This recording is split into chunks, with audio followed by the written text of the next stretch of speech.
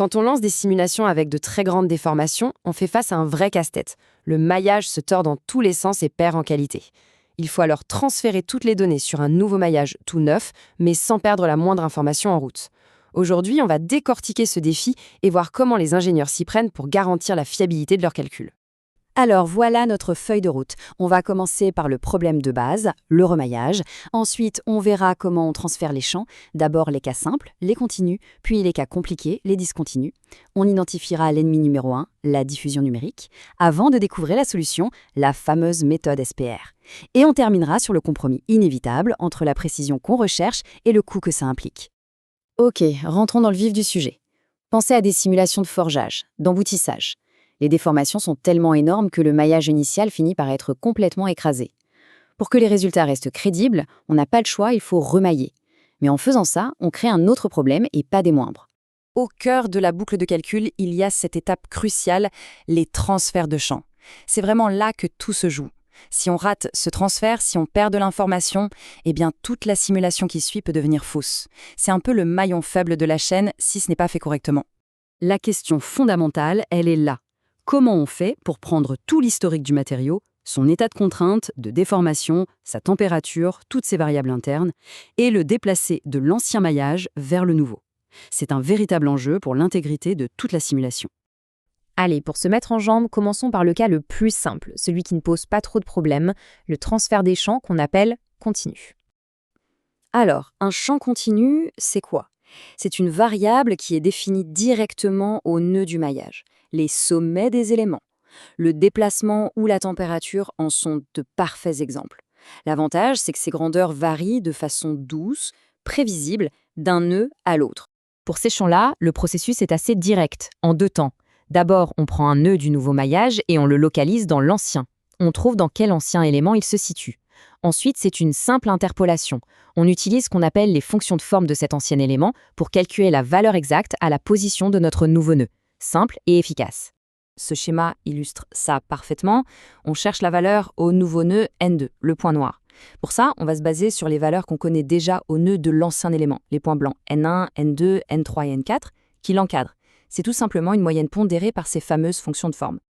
Bon, maintenant que l'échauffement est terminé, attaquons-nous au vrai défi, là où les choses se corsent sérieusement, les champs discontinus. La grosse différence, c'est que ces champs-là ne sont pas définis au nœud. Ils sont calculés à des points bien spécifiques à l'intérieur des éléments, qu'on appelle les points de Gauss. On parle ici des contraintes, des déformations, ou encore des variables internes qui décrivent l'état élastoplastique du matériau. Et la conséquence directe, c'est qu'en passant d'un élément à son voisin, la valeur peut faire un bond, elle peut être discontinue. Face à ce problème, les premières idées qui viennent à l'esprit sont souvent les plus directes. On pourrait par exemple prendre la valeur du vieux point de Gauss le plus proche et l'attribuer au nouveau.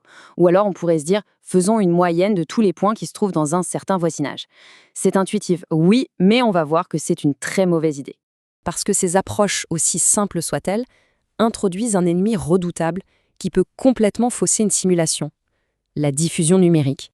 Et cette phrase, tirée de la documentation technique, résume tout le problème de la méthode de la moyenne. Elle est sans appel, forte diffusion numérique. Voilà, le coupable est identifié. Alors, qu'est-ce que c'est exactement la diffusion numérique? L'analogie de l'image est parfaite. Imaginez un pic de contrainte très intense et très localisé. La diffusion, c'est comme si on appliquait un filtre flou sur cette image. Le pic s'écrase, il s'étale et on perd toute la précision de l'information. C'est extrêmement problématique car la stabilité de la suite du calcul en dépend directement. Pour essayer de limiter les dégâts, on peut être un peu plus malin et utiliser une moyenne pondérée. L'idée, c'est de donner plus de poids aux points qui sont plus proches. C'est mieux, c'est vrai, le flou est un peu réduit, mais ça ne résout pas le problème à la source. On reste sur une approximation qui a tendance à gommer les gradients importants. Heureusement, pour contrer ce phénomène de diffusion, il existe une méthode bien plus élégante et robuste.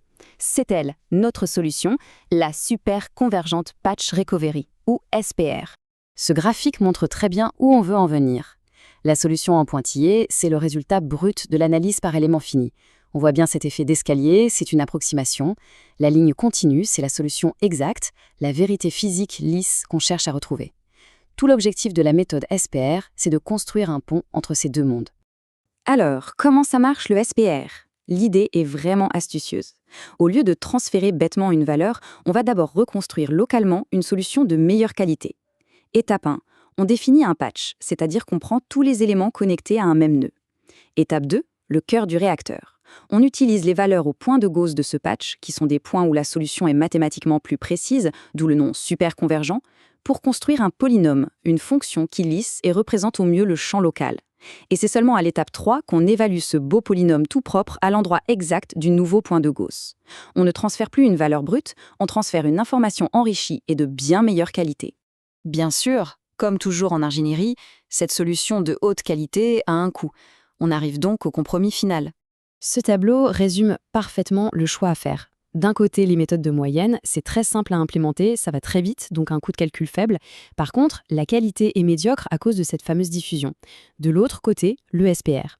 C'est plus complexe, c'est plus lourd, donc un coût de calcul élevé, mais en retour, on obtient une qualité de transfert excellente avec une diffusion très faible. Au bout du compte, le choix de la méthode de transfert se résume à une question essentielle. Il ne s'agit pas seulement de comparer des temps de calcul, mais de se demander, pour ce projet spécifique, quel est le coût réel d'une information imprécise ? Parce qu'une simulation rapide qui donne un résultat peu fiable peut, au final, coûter beaucoup plus cher qu'une simulation un peu plus longue mais juste.